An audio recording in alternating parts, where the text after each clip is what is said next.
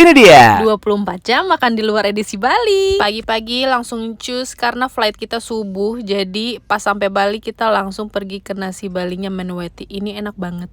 Ayam pedas gurih gimana gitu. Pokoknya enak deh. Ini di daerah Sanur. Nah abis itu kita balik ke hotel buat check in dan ganti baju sekalian mau jalan-jalan ke pantai Peti Tenget. Nah di dekat Peti Tenget itu ada restoran seafood namanya Shrimpis. Di sini kita makan macam-macam udang sama makan oyster.